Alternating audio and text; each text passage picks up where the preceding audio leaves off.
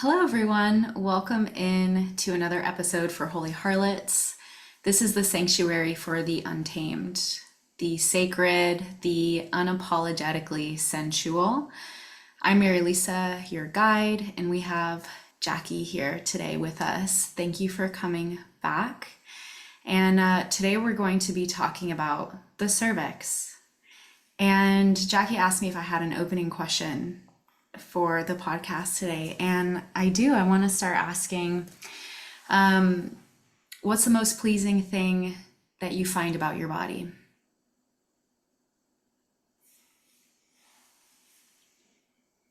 In general or in this moment? Let's start with this moment. Okay. The most pleasing thing about my body right now, it's actually the vibration and sound of my voice. Mm, And speaking and feeling that vibrate through my throat and feeling the relaxed tone. Because I hmm. just got back from a weekend at Hot Springs. Not a weekend, felt like a weekend. And I can just feel how at ease my nervous system is through listening to my voice. And that feels really lovely. Yeah. I would say the most pleasing thing about my body right now is the relaxed posture that I'm starting to embody more and more. You're one of my self-care idols. I love hearing every time you go to the hot springs or you got a 2 hour facial. And yeah, I've been really motivated by you and other women in my life to break up the day and almost like pre-plan for it. Like if I'm Mhm. super busy this week, I know I'm going to need a session for myself at the end of the week. So I've been doing a lot better with that. My body is mighty pleased. Yay! Yeah, So yeah. wonderful. That makes me so happy. Yeah, I feel like, we might have some other recovering control addicts that watch this, but I would never make time for myself. I was so addicted to the hustle and the struggle. Well, the addiction to the hustle brought the struggle. And the more that I do for myself, and actually the less I output, the more I'm earning, the more I'm feeling. And it's just been truly a magic spot. It's so beautiful because that whole concept is about longevity. Hmm. And I grew up listening to that conversation of what does it take to keep you doing what you're doing? Yeah. You can go full blast right now, but can you keep going at that speed unless there's certain care in place? And then when I went through acupuncture school, it was the same conversation of you have so much chi or jing energy available at one time, and how quickly are you going to spend it? Yeah. And then how do we replenish and reset and do the long game? Because I don't know Hmm. about you, but I want to do this for a long time. I've Yeah. got a lot to share and a lot to just bring into this world, and I don't want to burn out early. Yeah, that's definitely such a special concept coming from the East about like our reservoir, right? And it reminds me of the adrenals. Like a lot of us deal with quote unquote adrenal fatigue, which is technically not a medical diagnosis, but it's something that we all have experienced a lot of because it's our battery and we drain, drain, drain, and then wonder why things feel so difficult in our body. Yeah. So this whole aspect, can we care for ourselves? Can we stop? Yes, yes. Can we reset before our bodies demand that we rest? Right, right. Because a lot of, you're a somatic body worker, so am I, and people's bodies are screaming at them, Mhm. screaming because the whisper didn't work. And then we wonder why we're often in pain, tired, droll, depressed, anxious. And it's sometimes it takes those screams for us to really be like, okay, I hear you. I'll pay Mhm. attention. I'll love Mhm. you.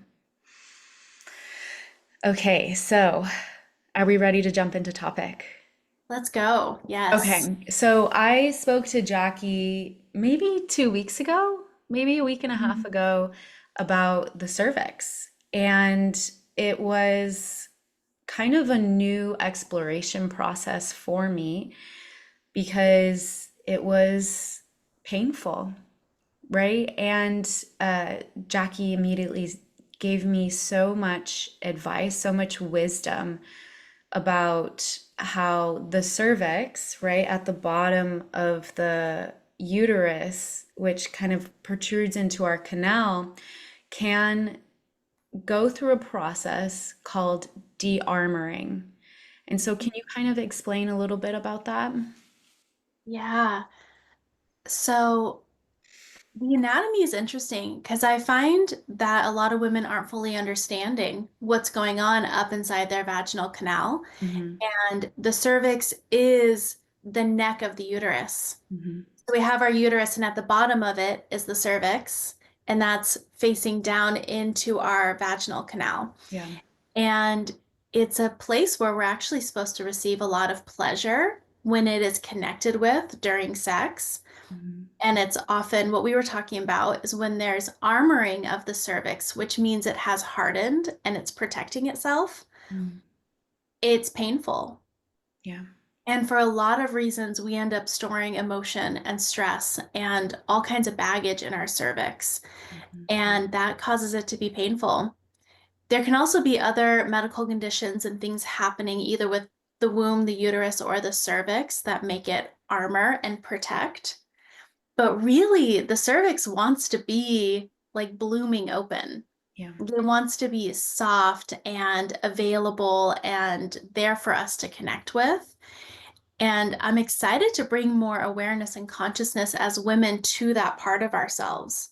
Hmm. Because it really, the more that I have connected and felt and been guided to touch base with it, the more my whole sacral, hips, womb, like everything has relaxed open. And that really was my gateway into a lot of this work that we're talking about here.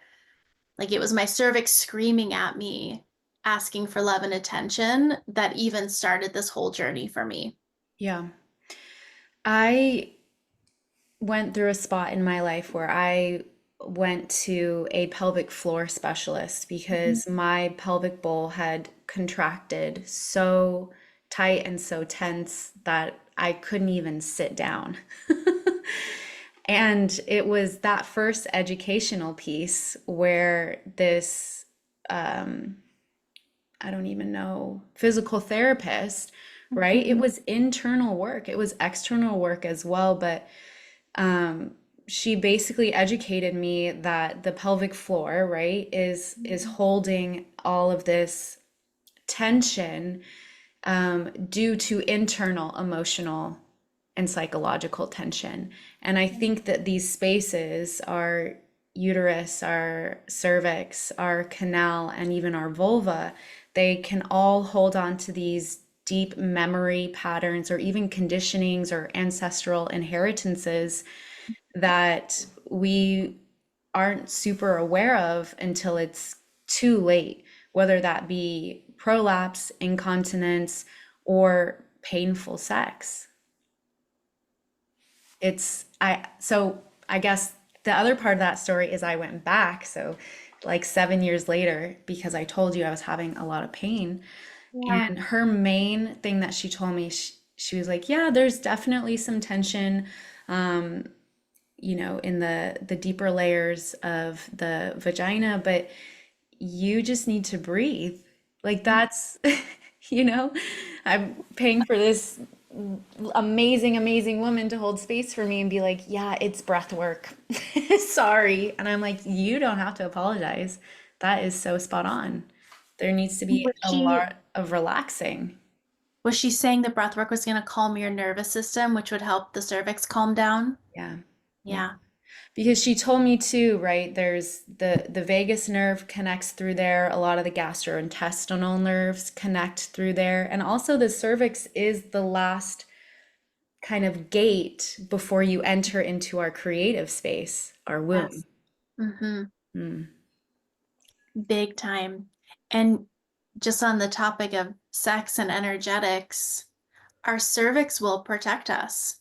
mm, if our cervix doesn't fully trust who we're having sex with or what's going on, or the body is just like, we're not really in a space to receive that deeply, the Right. cervix will harden and protect. So there's a lot of reasons, but Hmm. it's talking to us.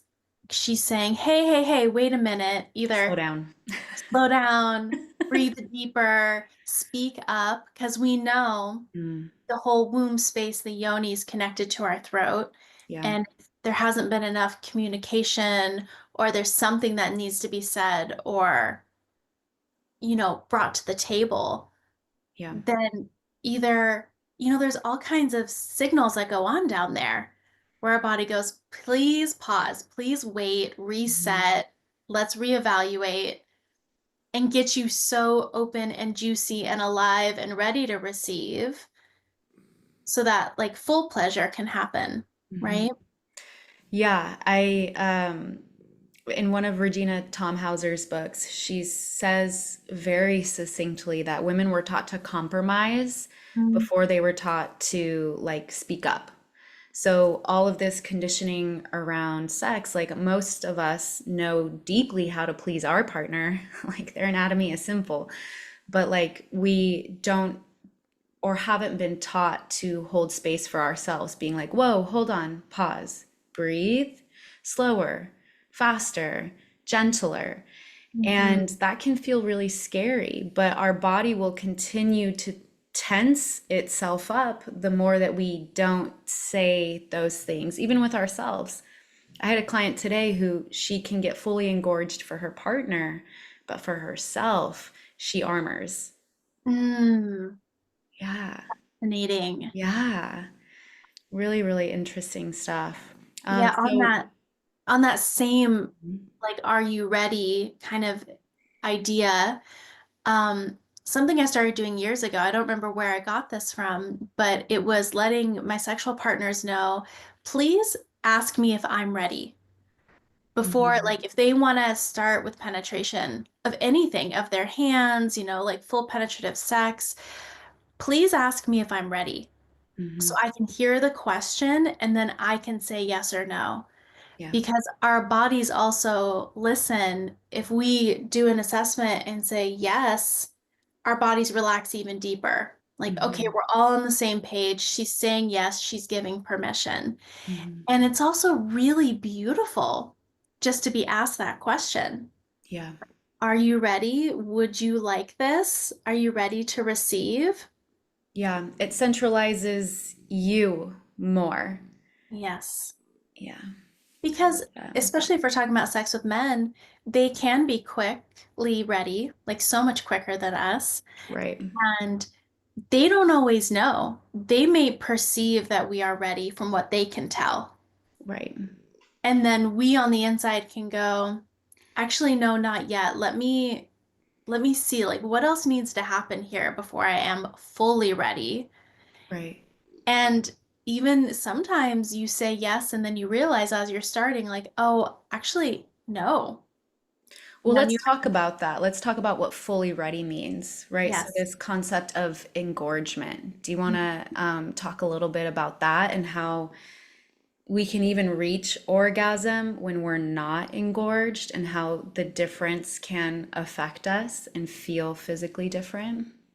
Absolutely. So engorgement means all the blood has arrived, right? Mhm. Like our vulva is filled with blood, our clitoris is filled with blood, all the vaginal tissues are filled, everything Like is ready, swollen. It's swollen. swollen. Yeah.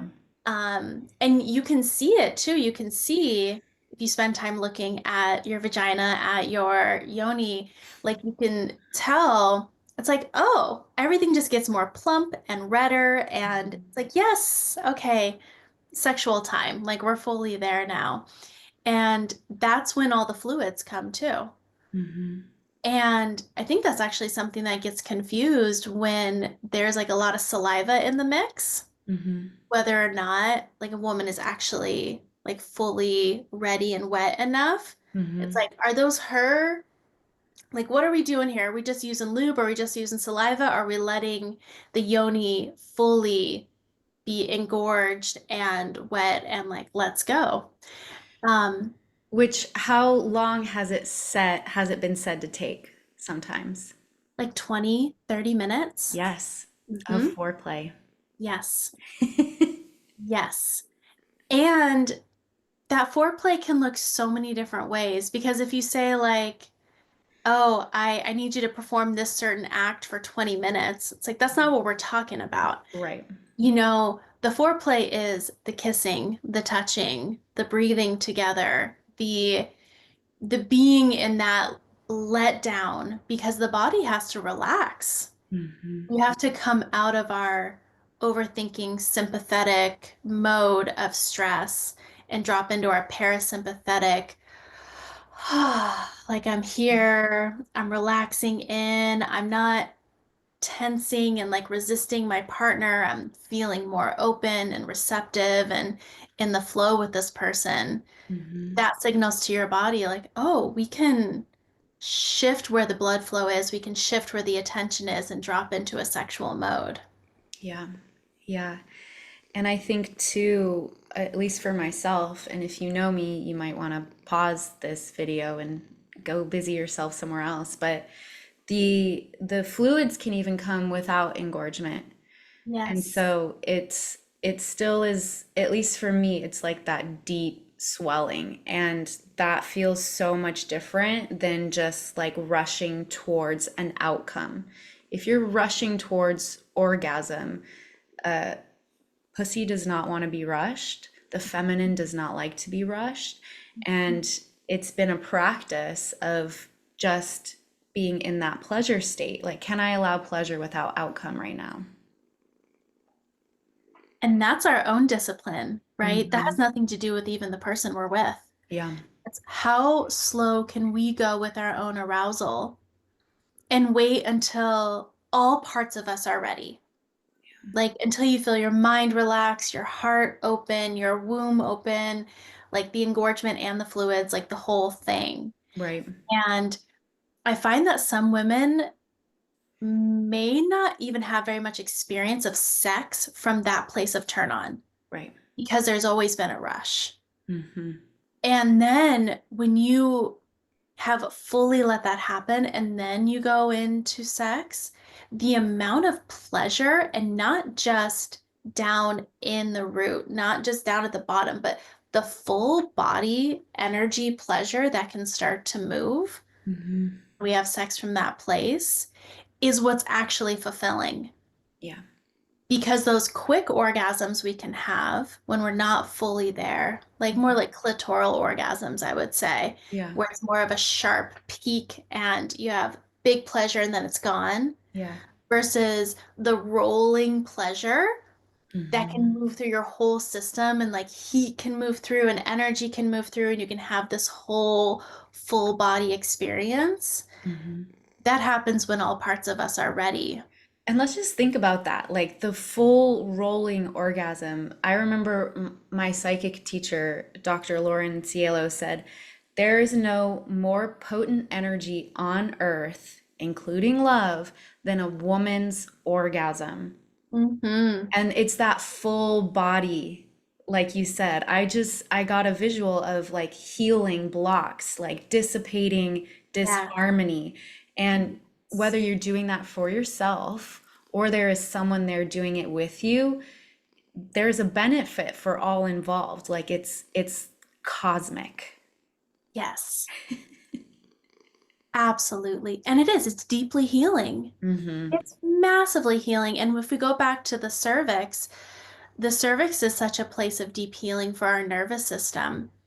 If you let yourself get fully turned on in that way and really ready, and then you're receiving from a partner who is being really present with you, and there's a type of sex happening that isn't too fast and too hard, but just more of like deep rhythmic movements, then you start to move up against the cervix in a way that the cervix goes, ooh, and it opens more and it softens Hmm. more.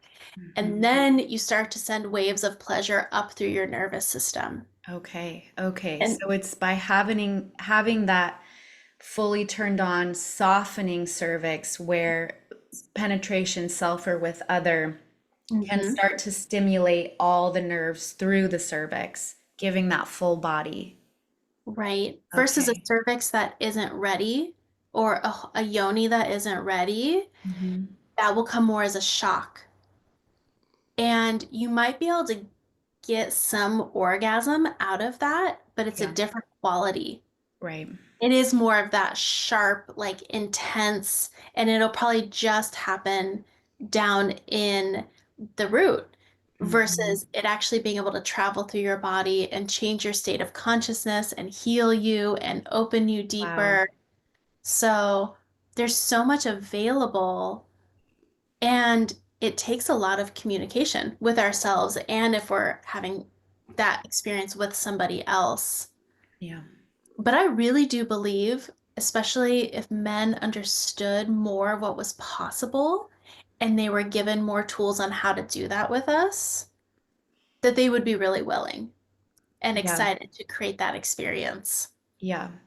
Because just like, in a partnership, like you really want to give pleasure, like so too does the other person. It's just, are you willing to be in that vulnerable space of like open communication before and during? Mhm. It does take a really safe place. And a lot of honesty and a lot of practice. Hmm. This space I'm talking from right now is from many years of fumbling and learning and researching in my own experience and researching through reading and hearing about these things. And there's parts of this that I haven't even fully reached yet because it's a journey with your Yeah. partners, with your own body. For me to relax fully and allow that type of experience, it doesn't happen every time. Yeah. And then the level to which I can allow and receive, like that's what I'm playing with. And that's Hmm. that's part of what I've been experiencing and working with you as well is how much can I surrender and allow pleasure? And every time I reach a plateau with that, I'm like, oh, there's deeper surrender available, Yeah. even more enjoyment. And am I willing to be patient and present enough for that to happen? Hmm. Am I willing to be brave and communicate to a sex partner, this is what I need? Am I willing in a moment of lots of pleasure to say, that's too hard, that's too Yeah. fast? How to. I'm feeling the second I start to tighten at all because it's just a little bit too forceful. And it can get confusing because we're moving towards pleasure and it's like, well, maybe I'll just push through the pain to get to this pleasure I feel is right Or on to the let other. it end. Say that again. Or to let it end. Like Hmm. I'll just hopefully Yes. this, yeah. Hopefully this ends soon I know. so that the pain is over. And let me Yeah. just not say anything and just wait for that. Yeah. That's Yeah. a really old coping mechanism. Freeze. Yes. Yeah. I was talking to some girlfriends about it last night. And it just shocks me and hurts my heart, but I also identify with that. I've also been there where it's just like, yeah, that doesn't feel good. Like, are they almost done? Yeah. Right. And that's why it starts with us. It starts with, can you hold that space for you? Can you explore, what a kind of the hard tip of your cervix versus after breathing, after light touches, can you feel it now softening? Like, can you explore that? Do you hold that space for yourself? And so let's talk about this, like just our own experience with our own cervix. I I started feeling my cervix, touching and assessing and checking in with my cervix almost every day. I started that about 7 years ago. Hmm. And that was because I got a diagnosis of cervical dysplasia, which is precancerous cells Okay. on your cervix, which normally comes if you've been exposed to HPV, you have that virus in your body and Hmm. it can cause abnormal cells. Um, I had a deep healing journey I had to go on Hmm. of really getting to know my cervix to help her heal from that. Yeah. The alternative, and my doctors suggested, let's just cut it out. let's cut out that part of your cervix. And I already had enough education to know, ooh, last resort. That is my last resort. I don't really want to cause more trauma to those tissues, which are meant to be very alive and receptive and receiving pleasure.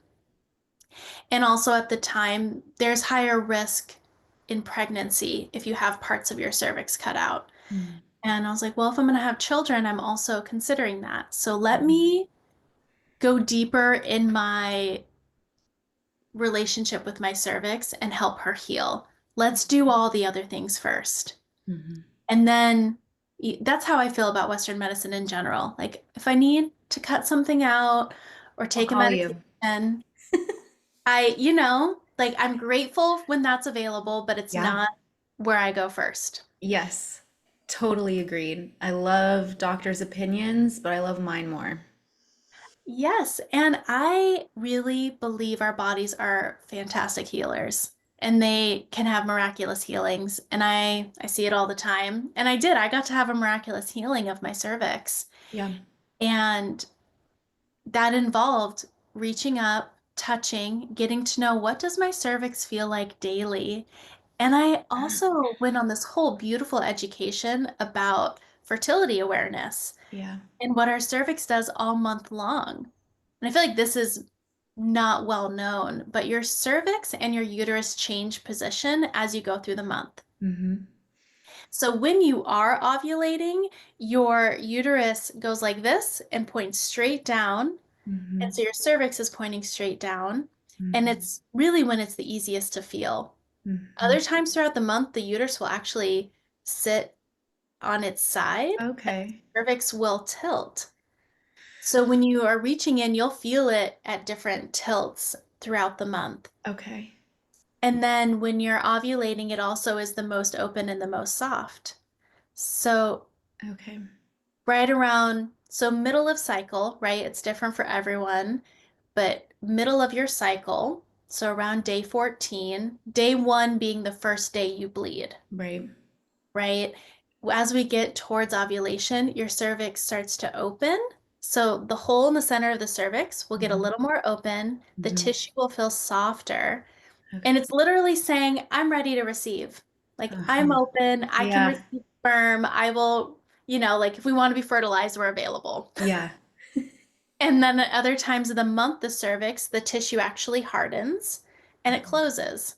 Mm-hmm. So it will feel different throughout the month, but if you start checking every day and you're looking, where am I at in my cycle? What is my cervix doing? And become your own investigator, Mm-hmm. it's amazing what you learn about yourself and what Yeah. your body is doing Mm-hmm. and feeling. So don't be alarmed if at times it feels harder than others. That Right. doesn't mean it's carrying more stress. It can just be the part of the hormone cycle that you're in. Yeah.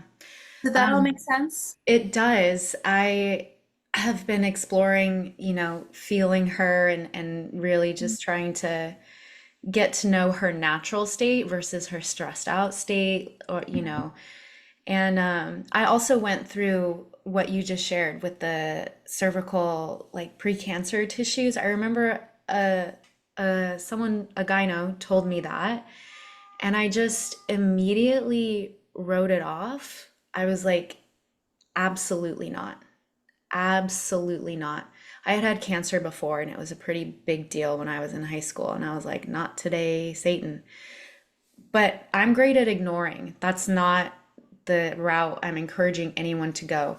The next year, gynecologist was like, I don't see any evidence of that, And so I do think that with the womb being the creator and the canal and the yoni being the manifester, like the cervix also pumps healing fluid, right? Like this is a little wet and wild, but like I use my fluids to heal myself. Like there's Mhm. actual magic.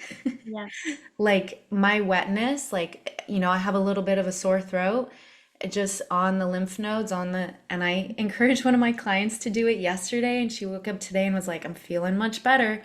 I ain't gonna tell anybody, but that's what happened. And I was like, case study one, Beautiful. done. Beautiful. It I really do think that there's a magic there that I am only beginning to understand. And that's why I love talking with people like you, is you have other pieces of the puzzle, right? And there's not a lot of information out there about what you just discussed. It's at least Mhm. when I was in high school, right? Even when I was in college, social sexuality classes, like the female anatomy and what like the energetic properties is not really widely known. It's not encouraged for us to know. It's a little bit fringe and Yeah, it's very empowering. yeah, And I've presented this information to lots of women who weren't ready. The yeah. idea of touching their cervix daily felt like a chore or like too much, or they didn't believe they could actually feel it or Hmm. know what they were feeling for. And it's an investigation. Right. And when I was first told that they found cells like that, I also ignored it. I Mm. was like, it's going to heal itself. It's going to heal itself. But an interesting thing happened where one of the doctors really chased me down. Mm. She went ahead and she called me again, and she's like, I see that you haven't gone and checked in on this further. Yeah. And I really care about you, and I Oh, really feel like it's important. yeah. Please go see the gynecologist and get the next test. That's very sweet. And I was like, okay, universe is talking to me. Yeah. There's something here. And the journey I went on ended up taking me into ancestral healing. Mm. And I'm so grateful that I took the time to heal it at the depth that I did. It was Right. an invitation. I don't feel like it was something happening to me, it was for me to look at actual it was in my actually through my father's side. His mother had had sexual trauma, and through some deeper healing work and working with a healer, this came to light, and a lot of trauma started releasing from my body. I actually had like a dark night of the soul as I went through this. Mhm. And I was in a new relationship, and I had to be really vulnerable and brave and ask for a type of care and presence and support that I don't think I'd ever asked for in my life. Right. And letting a new sexual partner know, we have to be like really gentle. Yeah. I'm I'm healing this part of me inside of me that I can't see, which is also it's challenging. It's like, okay, I can't like look at this and check visually how it's healing. Hmm. I can luckily reach in and touch and kind of tell, but it's cellular. And I just went down this path of doing all these healing sessions and dredging up so much shame and resistance and anger and fear, just like the whole gamut. Hmm. Um, and I ended up having this really beautiful healing experience. And I learned all these things about fertility and really opened my womb and opened my sexual practice with my partner. Right. And I look back now, I'm like, what a gift. Yeah, I think that touches Wow. on something so broad, right? Like something you had a difficult diagnosis, right? And you were going to go the path of like, no, thank you. You paid attention to the clues, though, that it kept showing up in your life. And so you accepted that invitation. And I feel like that mentality for everything, right? Like the difficult thing, if it persists, welcome it, show up.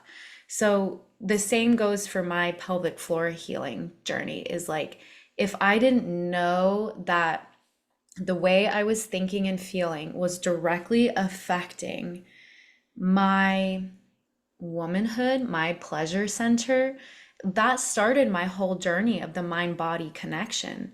I didn't know that fascia connected every single part of us, that this nerve about safety like drops directly in, and how I had been treating my, yoni was what was causing this internal distress, that it could open up, that it could feel amazing, that I could feel amazing and love my body. And it was those pain spots, those stories that we kind of allow to be the storyteller. Absolutely. Yeah. And the thought I just had, I want to ask you about, Mm. as we open cervix, what are your ideas about that influencing Kundalini and the way that moves up through our system? And like Kundalini awakening through cervical connection. So the image that I'm getting is that it when we send energy through a pathway, if the pathway is dense and restricted and tight, it won't pass the same amount of energy through, right? Mhm. And so if our kundalini, which lives in the lower dantian, the lower part of our body, right, is trying to move up the spine, this central pathway to enliven us, and all of that is restricted, right, then it just might pass a few sparks every once in a while. So it directly takes me back to that image when you first said the relaxing of the cervix, stimulation, stimulation, stimulation, and then she rolls it through the whole body. Yes. It's like when you asked me that question, I was like, I don't know. And then I just, I asked, okay, body, what is the answer to Jackie's question? Because, and that's the whole effing point of all of this is I don't know in my brain. I don't Yes. know things. My body is the literature. My body holds the ancient primal knowledge that without asking it, I would have no access to. Mhm. And it was so beautiful to just witness that, like intuitively. Oh, thank you for letting me know that. Thank you for letting me see that. Beautiful. And I think this is what's available when we play within the sexual realm too. Like if we're doing our own self-investigation, if we have like a crystal wand, Mm-hmm. like a sexual crystal wand, and you're playing with asking yourself first, like, hey, like Yoni, are you ready to receive? Do you want this? Would you like this? Mm-hmm. And bringing yourself to a place of pleasure with that. And then when you have a wand internally and you start to go deeper where you're pushing up against the cervix, like, can you tell? Can you start to bring Mm-hmm. enough presence and awareness there to feel the way that crystal is connecting with your cervix? Yeah, And that's really exciting too, because that crystal is going to be bringing its own energy. right. It's bringing earth energy and activation energy. Mm-hmm. And then you're going to be present with yourself of feeling, oh, like how much pressure do I actually want? Mm. And how little movement and pleasure or little movement and pressure can I exert that will cause pleasure? And I'm thinking that in comparison to thinking we need hard, fast intensity for Right. pleasure to happen, Yeah. when we actually could need much less. And small movements and small amounts of pressure could then all of a sudden trigger this huge orgasm in your cervix to Right. roll up through your body. Yeah.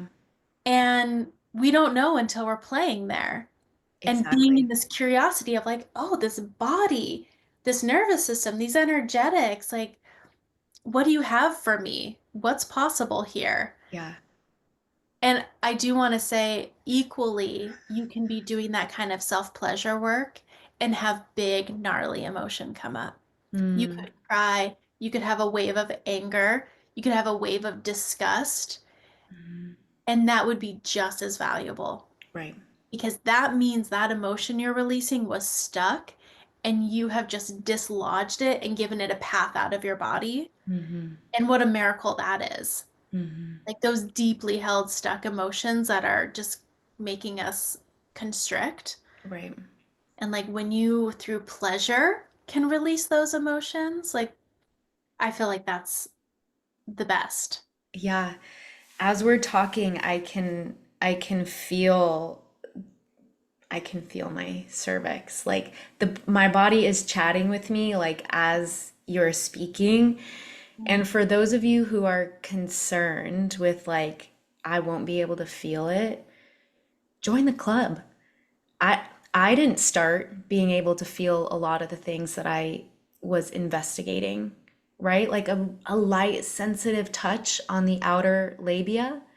Oh my gosh, years ago, I would have been like, well, I don't feel anything, right? Mhm. That's because those tension patterns aren't letting the blood flow. So those light touches are actually really healing for the fascia, for the nervous system. You're inviting energy and blood flow to come back. So if you're starting from a place of numbness, you're not alone. Keep investigating without outcome, with curiosity, I guess, is just the. Mhm. Yeah, and with self-touch that isn't pleasure driven. Hmm. If you're numb, if you're new to investigating and touching and exploring, massage your labia, massage your pubic mound, touch Mhm. with exploration, not trying to turn yourself on. Right. Just, oh, or just like over your yoni, just placing your hand and just holding Hmm. and breathing. Yeah. And that's an amazing way. Anywhere you put your hand, your brain goes, "Oh, they want blood flow there." Mm. That's why when you get hurt and you touch somewhere, that's like, "Oh, we Mm. need blood flow, we need Oh, healing I there." like that. And so if you're holding your hand over your pubic mound, over your yoni, that's telling your brain, "Oh, she wants blood there. Yeah. She wants focus there." And And I so like, hurt. Yeah, go ahead. sorry, I like the idea of starting someplace so innocuous as like hand on mound. And what I have been telling my recent clients is like, I'm gonna ask you to do things that your ego, nervous system, reticular activating system will say, what the F is the point of that? That's stupid. That's not gonna do anything. All of that thinking is designed to block you from this exploration. It's literally Yes. filtering out anything that doesn't agree with stress and tension. So tell yourself, I know this is different, but this is where I'm going to be for the next 2 minutes. 2 minutes. Yes. Mm. Yes. Okay, so I have another question for you. Yeah. Um, you talked about ancestral imprints in the cervix, and can you describe some of the things to the people who are listening, some of the ventures you went on in that healing journey, that uncovering journey, to help them kind of get through if they feel like that's something they might be dealing with? Mm.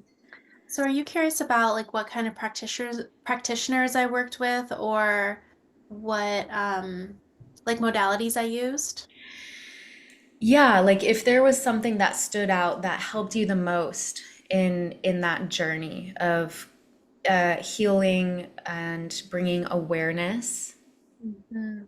because I feel like this is a big topic. There's a lot of things about ancestors that are coming up. We share their blueprints, their bioluminescence is passed in the DNA, and you got to explore that. Mhm. And you said it took a good amount of you. Yeah. I started with somatic work. So I had a practitioner that was leading me into my body, breath work, touch, tracing energy. And the biggest blocks were actually in my belly and my solar plexus, Mm, but they were all translating down to cervix. okay. So my starting point actually wasn't down in sacral to heal Hmm. sacral, it was in my belly. And there was a lot of old memories and a lot of shock and trauma that came up that didn't register from this life for me. Yeah. I hadn't personally experienced anything of that level. And then I started getting curious and journaling, and I worked with that practitioner for a little while, and it slowly started to come to the surface. The ahas came to me Yeah. where it had been a total blind spot, and through opening my belly and letting energy move, it's like, oh, my grandmother.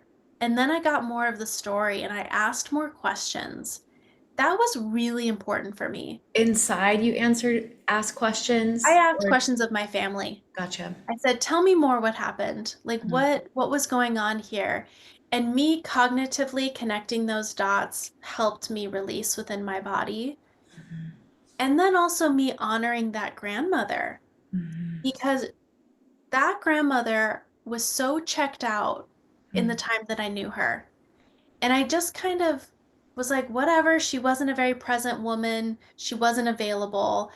And then I got to have all this compassion for how shut down she was and why she was shut down. yeah.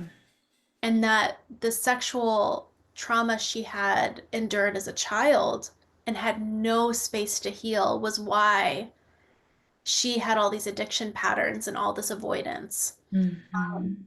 So there was multiple layers for me of continuing to trace it in my own body, start to learn about the ancestry, and then for me to have this healing experience with her and compassion, which just translated to all women for me. It's like there's a reason why we're numb and shut down and Hmm. not fully available to pleasure, and it's generations deep.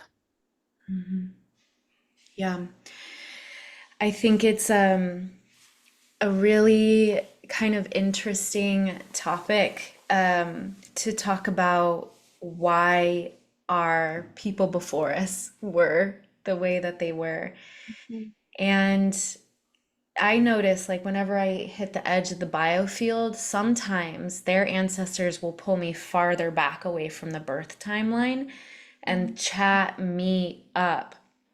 And my only inviting question to people at that time is, can you just imagine what it's like, what it was like for your, paternal grandmother? Do you think she was invited to share her thoughts? Do you think she had full autonomy over her body?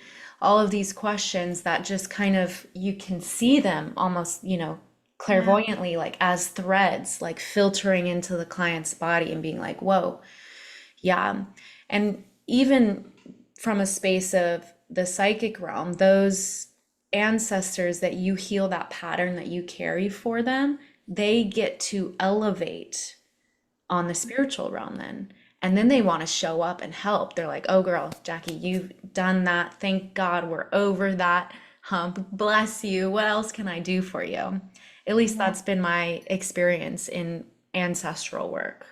absolutely. And I feel them living through me so strongly that the pleasure I experience is a gift for them, Absolutely. that the It's way that their I pleasure. open, yeah, that they didn't get to experience, Yeah. and the way that they are present with me, I have a very strong connection to the women before. Hmm. You know, a lot of us think about like our children and the women that come and how we want to impact them. And for whatever reason, my orientation is very much from here back.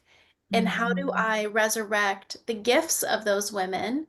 And how do I heal the wounds that they had so that I can live fully, not just for myself, but for them Yeah. and for the coming generations?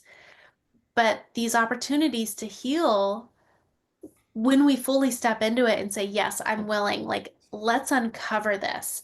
Let's see what's here and move it through. Hmm. I find that's when the right practitioner shows up, where you're Hmm. like that somatic practitioner I was talking about. He popped into my world out of nowhere. Yeah. And I just knew, I'm like, yep, this person. And it was strange. It was a man. That wouldn't Yeah. be my first idea of the right person to help me uncover, but it was so timely and so safe and so supported. Hmm. Um, but you know, when we're ready to heal something, when the lineage is ready to heal, those ancestors, they'll put people in your path. Yeah. And either that person will trigger you to help the healing, or Hmm. there'll be a healer who helps you heal, or Hmm. it'll be the right partnership. Like I know my boyfriend at the time, he was the perfect partner for that period of time, for that healing. Yeah. And everything about him was part of that healing. Hmm. And it's just really magical how life does that for us. Yeah. And first of all, resurrect their gifts. That is like burned into my brain. Thank Mm. you very much. Mhm. Secondly, you brought up another point that I just want to like hammer into everyone's consciousness is like, if you think you're doing this life alone, your head is in the fucking sand.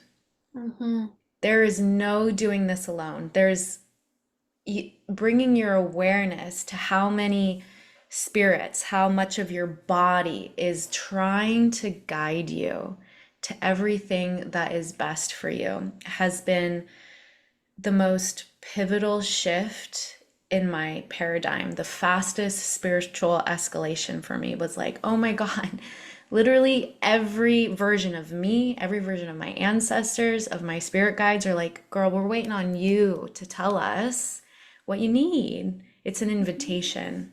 Mhm. I love that feeling of just not Oh, being alone. I So know.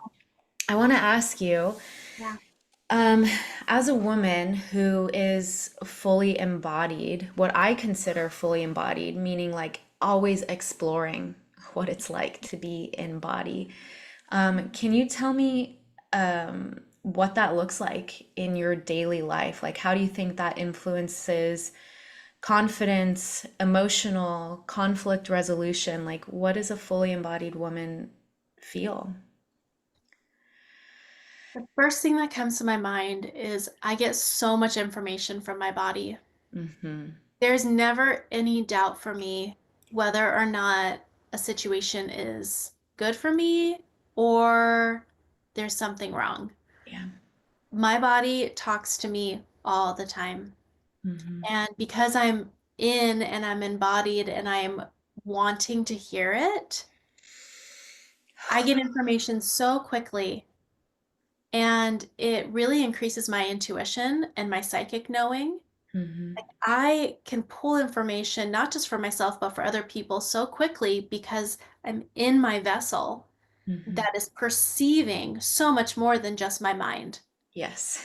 So I have a world of information available to me because I'm in my body. You're not just in your mind. Right. Love it. Yes. And that means my pleasure is higher. Mm-hmm. When I was at the hot springs, like the second I get into that water, my whole body responds. I'm not just mentally pleased or feeling warmth. I'm like having this full sensation of the joy of that water and the trees and the whole experience. I'm in bliss. And I often feel that what I'm experiencing, what I'm explaining, is what other people experience on drugs, Mm-hmm. on other substances. Mm-hmm. People are like, you were having that experience? How do you do all that without plant medicine or substances or something else? I'm like, I'm just alive in my body. Yeah. And I continue to invite myself in more and more, and the sensations get bigger and bigger. Mm-hmm. Um, this also means that sometimes pain, emotional pain, can come up really strong, Yeah. but that means I can't avoid it. And Yeah. then I get to just move it through and not leave it stuck and not have it hardening as an issue to deal with later. I was gonna say you move through it quicker because Yes, you meet it at the gate. yes. Yeah. And my life just feels so much more full, and I have access to more energy because of that. Mm-hmm. So when I used to throw more to the back, just that's literally what we do. We like take our Yeah. emotions, throw it into the back of our body, into the back of our consciousness, and go, I'll deal with that later. Mm-hmm. And then you're bogged down and you don't feel as good. And I look back on the years where I was doing that, I was more in a survival state. I wasn't as embodied. Yeah. And you can see it. You can see it in my posture. You can see it in my face. And I could remember I was missing the moments. I look at pictures and I'm like, I look happy, but I don't remember Not and present. wasn't receiving the goodness of the moment. Yeah. Yeah. I totally identify with that. I think I spent every year through like 28 so concerned with what food I was going to eat, how I looked, how people were perceiving me. I was not present. I was not here. And I have been thinking about these versions of me lately being like that woman, like I on a quantum level, like there are no cords to her anymore. I have no identification process with this woman. Whatever traumas she went to, I can look with sympathy. I don't even know her. I don't even have empathy anymore because I'm like, who is that? Mhm. Literally. Mhm. And every single moment of my time was spent avoiding being inside my body through mental processes, overthinking, control, control, control. And when I first took the biofield tuning classes and she's like, feel it in your body. Oh man. After that period of numbness, I definitely went through periods of, wow, there's a lot that needs to be moved along in there. Right? Like we Mhm. throw all that trash in the back of the car and then we slam on the brakes and all the trash flies forward and you're like, oh my God, what is all this stuff? But it was juicy. It was juicy. Absolutely. Now I feel everything. I cried yesterday in the car when I let someone merge and I was waiting. I was like, please wave at me. And he did. He waved through his little rearview mirror and I was like, yes. I just like get so happy. I get so sad. I get so mad. I love it. It's beautiful. It's being alive. Yeah, it's magnetic. This is being alive.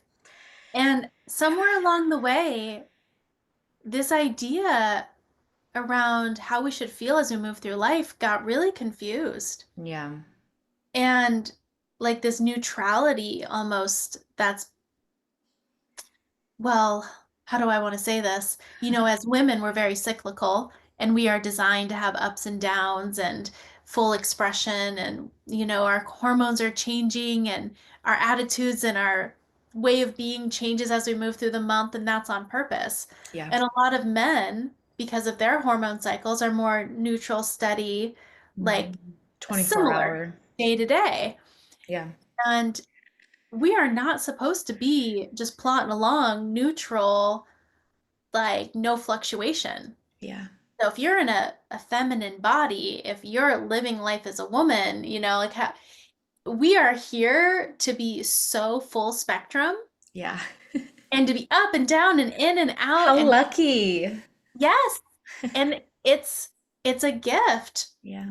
And if we feel like we're just trying to keep it neutral all the time, we're missing the point. We're Hmm. missing the magic and the potential and the joy. Hmm. So I feel like this is a reminder, like in whatever way we want to connect, whether it's going to connect more with your cervix, which is a little bit, it's a little advanced, right? I was just gonna say that. It Yeah. is. Yeah. But anyone can investigate it at any time. And Right. even if you just go and investigate a little bit and save it for later, like leave this in the back of your mind because life, you know, life invites you when it's time. Right. Um, But I'm saying that to all the women who are listening. However, whatever your next step is with being more present with the yoni, with the womb, with your emotional nature, any amount you move towards that is going to increase your aliveness Yeah. and increase your enjoyment and increase your presence so that you're not missing your life. Yeah. I'm just connecting for like a last word of wisdom to my cervix and Mm, um it's actually my womb that's coming online and she's like, just tell everyone to move slower in life. yes. There is more juiciness when you are on your daily walk and you're like, whoa, I didn't notice that about that house. I've walked past it a million times. Whoa, I Mhm. didn't notice that. Whoa, I can feel all this, like move slower. Yes. What about you? Any parting words from your body? Um, my cervix is a little more dramatic. She, she told me to tell the women to scream. Mm, I saw this like big primal scream coming out of the cervix as a way of releasing and uninhibiting. yeah. It's like, do not Mm, shove it all down, hold it back, swallow it down. Do not do it. hmm. Scream into your pillow. Some women, I just have them, I go, imagine yourself somewhere in your mind and watch that version of you screaming. Yes. And even just visualizing yourself screaming, your body lets it go. Mm-hmm. So scream, cry, release, let it out. That's cervix. She's just like, just express.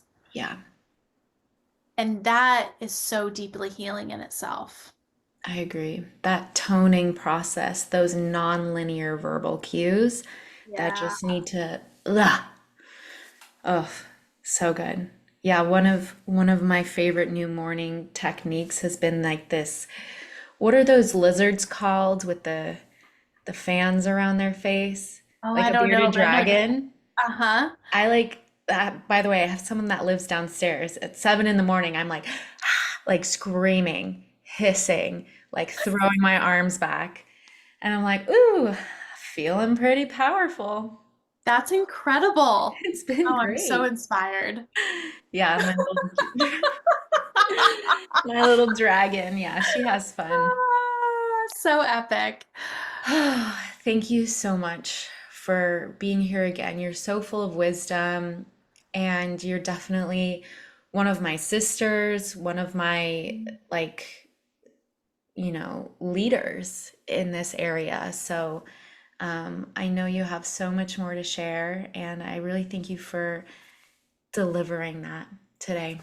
Mm, such a pleasure. And I really want to let the women know, um, like we have a sisterhood. When you have things go on, especially in the reproductive area, like that, I really want to punctuate how important it is to reach out for support and sistership and wisdom of other women, because there's a lot of things like this that other women have gone through that you don't realize they've gone through. Hmm. And it can be a very isolating experience.